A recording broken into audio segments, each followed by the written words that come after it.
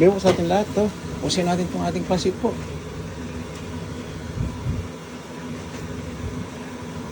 Yan. Lagyan na po natin yung coriander. Yan ang kaibigan. Ninuhayo ko na yung coriander na pinukuha. Haluin po natin ulit. Hindi po. Yan, kaibigan na.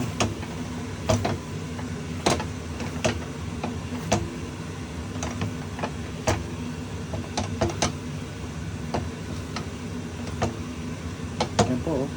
Ganda na, oh. Kaibigan, ganda.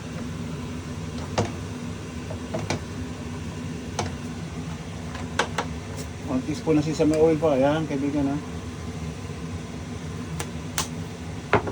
Okay na po yun.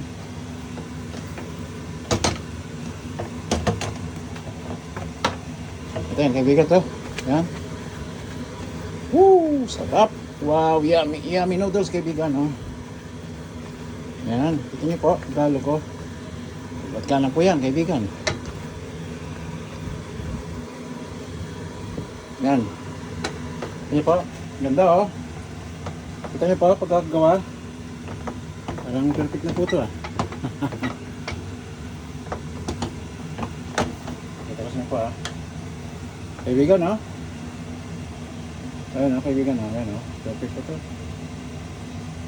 Yan. Kaibigan mo, iblas natin. Madulas, diba?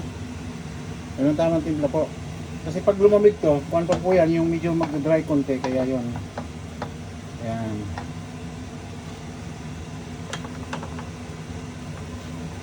Panghalo pa po ha. Ayan.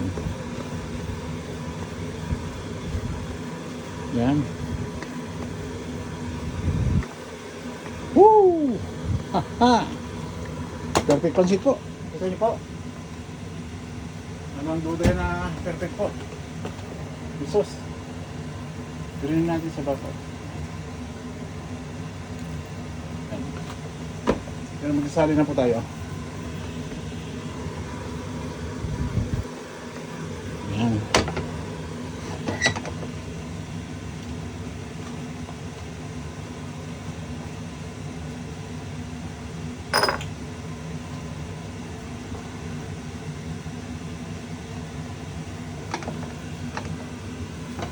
Isang halo pa po. Ayan. Tignan kaibigan. No?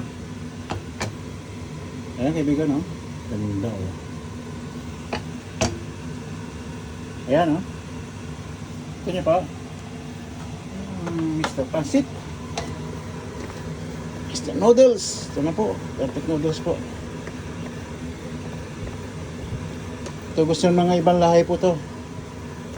Pero nag-click na kasi sa buong mundo itong pansit natin. Ito wala kaibigan. May ibang lahi gusto to. Nagdadala rin ako sa world namin minsan eh. Talagang ano, pagkakain gusto pang balutin, diba? So kaya pag kumain ka, tipong ayaw mong tigilan eh.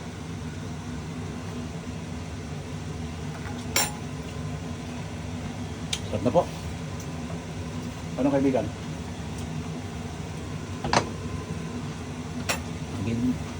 Nandito lang muli po at mamayang gabi ulit. Pakita ko sa inyo pag sinali natin. Ito, isang halo lang po. Yan. Ayos ang pansit. Merry Christmas sa atin lahat po.